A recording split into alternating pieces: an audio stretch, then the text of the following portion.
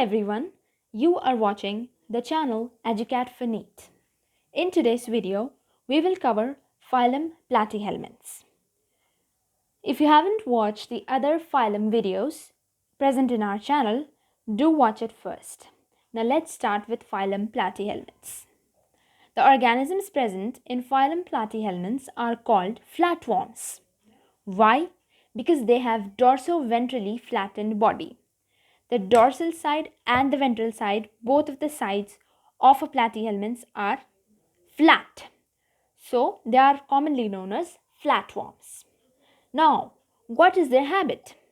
They are endoparasites. Endo means insides. Parasites are the organisms which live inside or outside the body and depend on the body for food. They utilize everything and they do not benefit the organisms. So the habit of platyhelminths are that they live inside the bodies of animals and human beings and they parasite on them. That means they take the nutrition from them and they do not benefit us. They can even harm us and cause diseases. Platyhelminths are bilaterally symmetrical and they are triploblastic. Right from phylum Porifera, we had diploblastic condition, which means they had two germ layers, that is endoderm and ectoderm.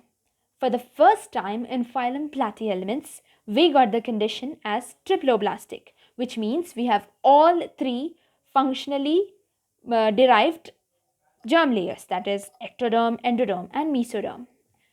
Platyhelminths are still acoelomate, means they do not contain a proper coelom. A body cavity is not present in these organisms. They contain organ level of organization. We have evolved. Previously, in the previous phylums, we had just tissue level of organization. In Porifera, we had cellular level. In Coelenterata and Ctenophora, we had tissue level of organization. For the first time in platyhelminths, we have organ level of organization. Means these tissues have started forming organs, but still we don't have organ systems. There is only organ level of organization. Now, some of the organisms present in phylum platyhelminths, they absorb the nutrients from host through body surface. Since they have dorso-ventrally flattened body, they directly absorb from the host all the nutrients.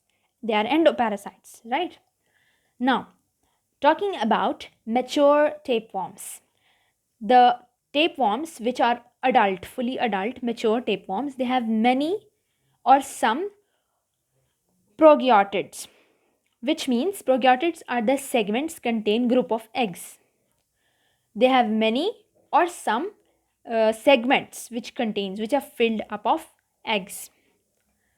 Now, they have this special ability. Since they are endoparasites, they have hooks and suckers. When they are in parasitic form, when they have to live as a parasite inside a host body, they have hooks and suckers. Hooks for attachment to the body and suckers for absorbing the nutrients.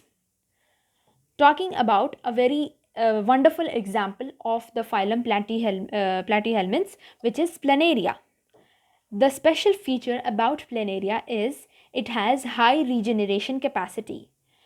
Means you break the planaria, you divide the planaria into fragments, and each fragment has high capacity to regenerate itself to form a new planaria.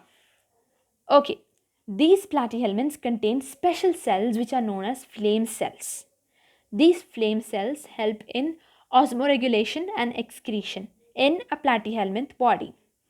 Talking about the sexes, whether the male and female are present in one body or the male is a different organism and the female are different. In this case, they are not separate, means male and female in one body. About fertilization, fertilization occurs inside the body of the organism. Development, they have indirect development, which means many larval stages are present in platyhelminths. For example, we have Taenia, which is known as tapeworm, Fasciola, which is known as liver flukes. So this was a brief summary of the phylum platyhelminths. If you like the video, do like this channel, subscribe this channel, and also do not forget to share this with your friends and comment down below if you still have any doubts. Thank you.